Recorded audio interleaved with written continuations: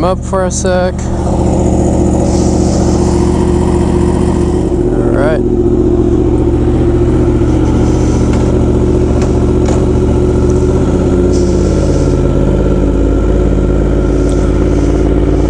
Ooh, a little bumpy.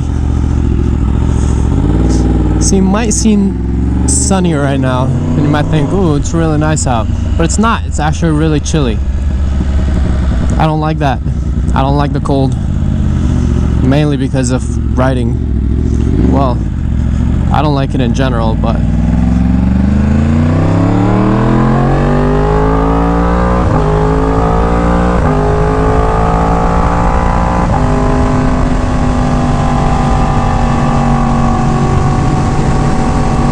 yeah, it looks all sunny and nice, but it's chilly. And without my thermals, oof, it's pretty cold. A couple layers ain't enough.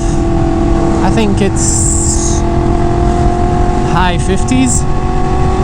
For California people, that's pretty warm, okay? So all you people from other places where it snows and shit, this doesn't apply to you. I know. I know we're in California, we're kind of blessed that we can ride in like pretty much throughout the year, except when it rains a few times. Still, I really like the heat better.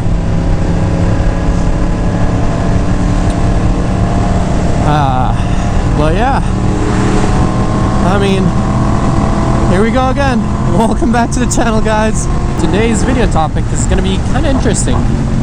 It's going to be part 2 of the tune. If you haven't checked out the first part, please make sure you check it out. Even though it was kind of a bust, I still wanted to make a video out of it because it was like cool, you know, running the R1M on the dyno and all of that. But part 2 is way more interesting. So yeah, my bike is tuned now, and I'm pretty much just gonna talk about like how it feels and the power gains and all that.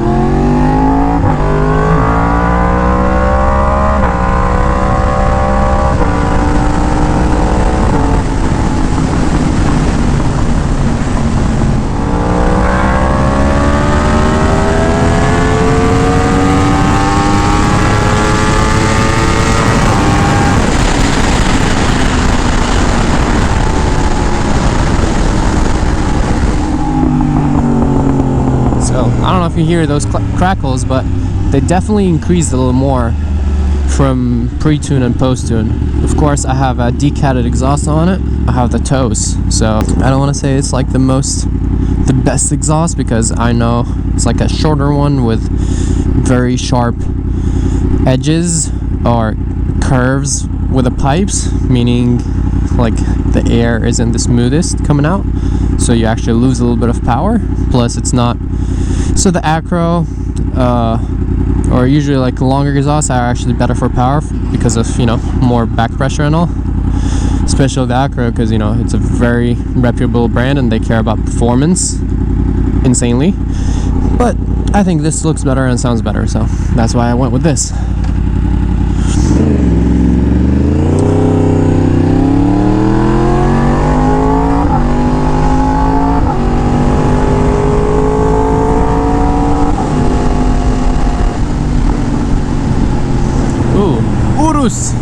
Urus, whatever.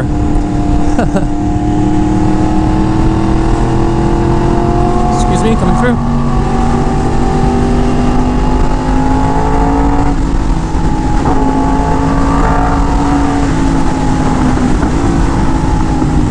Alright, so I don't really do usually the whoa, we're stopping hella fast. Hi, doggo. Sorry if I freaked you out with my obnoxious exhaust. Wait, I want to pass by him. I want to check him out. I'll go slow. I don't want to freak you out. What's up, buddy?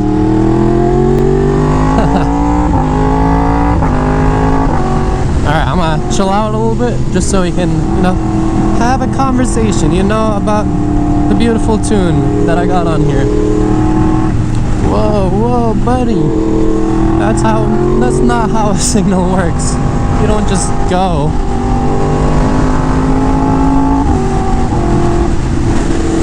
But white Porsche. God damn, I'm getting distracted too much today. Okay, yeah, the tune. I mean, I'm sure you've heard before. So many people say a tune really brings the bike to life, which is so correct. And let me explain that. It's mainly because the bike becomes more responsive, it feels faster, it sounds sometimes better, like, you know, with the pops or the crackles or whatever, unless you get block off plates. And it just, that responsiveness makes it like more alive. And the fact that, like, you know, when you're like waking up from bed and you're like kind of slow and like you're still getting the job done, but you're just like slower and just kind of like lazy. That's pretty much what a bike is pre-tune. Post-tune, so after you get it tuned properly, and I'm talking about like a proper dyno tune, or at least like a tune with a like map, not just unlocking it, which is what I had done on this bike before. My bike post, or before the tune, pre-tune, it was just unlocked. The ECU was unlocked, so it doesn't have like the restrictions and shit, but it didn't have a map on it whatsoever. So yeah, I was saying, after a proper tune, your bike is pretty much equivalent to when you wake up and have coffee or whatever you do in the morning to kind of get energy and get your day going and, you know, performing better. So it's you waking up when you're all lazy and tired versus you after coffee. Same thing with the bike. That's what it feels like before and after. Before, it just feels like, yeah, it's fast and it's like good and everything, but like something feels missing. And trust me, you wouldn't notice it. It might feel like perfectly fine until you tune it and they're like, huh, it's the same bike, but all of a sudden it's running better, faster, more responsive, and smoother. Especially with the power delivery. Like, I totally feel that 6th gear, if I gas it, I don't want to do it right here because it's very bumpy, as y'all can see. Yep, I know this freeway, it's a really shitty one. But yeah, like, let me give you a little, I don't know if you can see in the video, but now that I'm thinking about it, you won't be able to because you don't know how it felt like before. But before and after, it just feels like there's more power throughout the band. There is no like dips in the power band where like the power just cuts, because you feel that on a bike. Right now it's such a like nice consistent power curve, and that's what you want your bike to do. That's when it's performing right, you know what I mean? There's no dips in power. It's a smooth curve that keeps going up until you reach your max horsepower at whatever RPM. So yeah, if you're watching this video and wondering like, oh, should I get a tune? Hell yes, you should get a tune. Start with just unlocking the bike or getting like a baseline kind of like map on it, where they don't hook it up to a dyno, but they have pre-existing files with certain kind of air fuel ratios and adjustments, and they just like put that onto your ECU, and usually that's honestly like more than good enough. But if you do want to go the extra mile and have them kind of customize that map specifically for your bike and for the mods that you have on this bike, because whatever air filter you have on makes a difference, whatever exhaust you have on makes a difference. There's a lot of like factors, you know, and it all affects. That's why I always recommend a full dyno tune, especially on these like kind of big leader bikes. On 600s, not so much, just because I don't see why you need kind of like the max efficiency and waste about $300 for a dyno tune for a 600. A baseline kind of like, not a baseline, like a base map on these bikes is usually more than enough. Just gotta make sure if you're filming, you know, because it's a real buzzkill if you are filming and talking and everything, and all of a sudden it's not recording, and you're like, ah, shit. No, watch my mic not be plugged in. This would be a bust, but I think we're good. Yeah. So yeah, to summarize, it's very worth it. It's amazing. The bike, like, just it feels way more responsive and faster.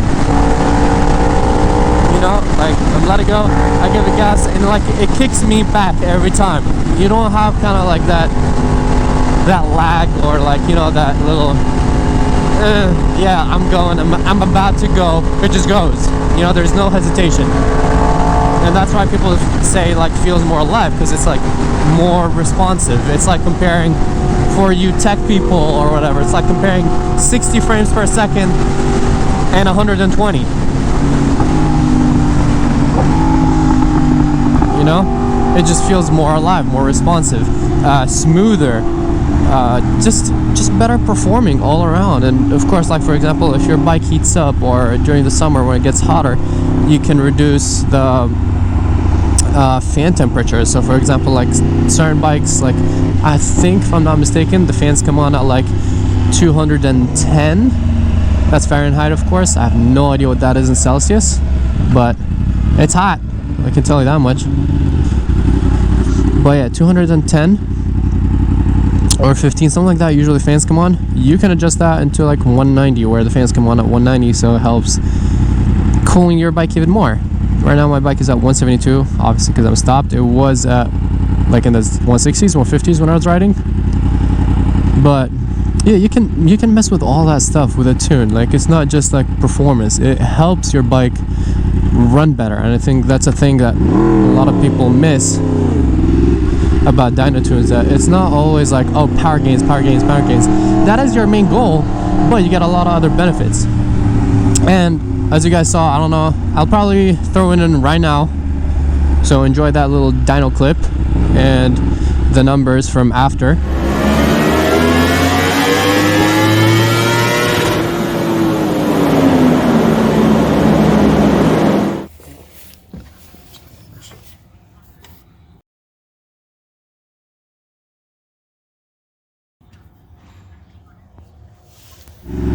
Before and after, my bike gained about 10 horsepower, and that's to the wheel, of course. That's not a small amount of horsepower. I got 10 horsepower with all the mods they have on it. So like, I'm not talking about like, oh, before I get exhaust and air filter and all that. So my bike did, I believe, what was it, like 172, 173 to the wheel, with the exact same setup, with the same air filter and the exhaust and everything. And after the tune, after all these adjustments, air to fuel ratio and whatever magic they do behind the scenes, it went up to about 183, which I'm very happy with. Anything, I told my friend Alex at SoCal Superbikes, check him out if you're in the OC area. Anything over 180, I would be happy, because I know the R1s really aren't the best on like horsepower. There aren't like big monsters like the ZX10, the V4s, even the BMWs. Those are bikes that like just make a lot of power. I think Gixxers too, if I'm not mistaken. But yeah, these are kind of like bikes that just produce a lot of power. The R1 is kind of like on the bottom of the list when it comes to power. So 183 to the wheel is a very good number in my opinion. Or 182, I forgot what it was, at 183 or 182. And keep in mind, guys, that's to the wheel, so it's definitely over 200 horsepower to the crank. But keep in mind too that I do have a D-cat exhaust, so my exhaust isn't just a slip-on. I have no cats on this bike. Also, I do have kind of like a race air filter. It's the DNA filter, so allows more air to go into the bike. So, you know, more air, more fuel, more power. Yay. Yeah. Right now I'm going there just to do final adjustments to the tune. If you guys notice, so right now my bike is idling at like 1.3. Watch as I release the clutch. You see how it jumps up to like 1.6-ish? Hold it, it goes back down. Release, the idle just goes back up. And I don't think it's a problem at all. Like, I could totally live with it, but I just want to go make sure that, you know, that's fine, because it's not really a normal thing to just like increase about like 300-400 RPMs just from you know, slightly releasing the clutch without giving it any gas. Oh yeah, I don't know if I forgot to mention, but I was not giving it any gas. So it was just from releasing the clutch, the RPMs were going up and down. So yeah, here's the shop. I'm just gonna go get it checked up, get that tuned, and I don't have my ECU cover on, so it should be easy to just like pull out the ECU and get that done and then put that cover back on, and my bike should be solid again. Well, besides needing a new front tire. But I hope you guys enjoyed this video about kind of like the aftermath of getting a dyno tune. If you're on the fence about it, please get it done. I don't really recommend it 100% for a 600, just because I don't know, if you really want to and if you're keeping that bike forever, then yeah, why not have your bike run perfectly good? But other than that, you don't really need it. So ooh, $12.99 and V4S, that's pretty. But yeah, I hope you guys enjoyed this video.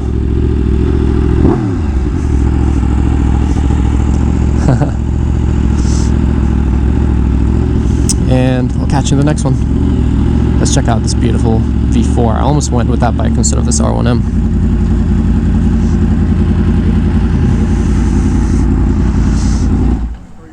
Oh man.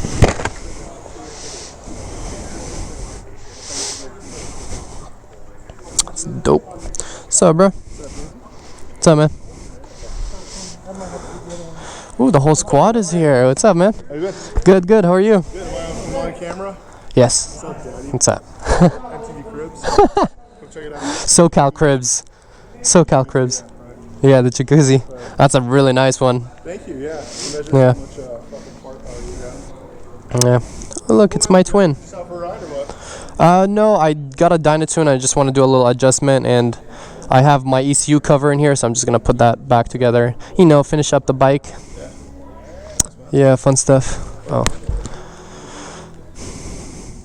Hey, how's it going? It's been so long. Happy New Year's, everyone. Yeah, right.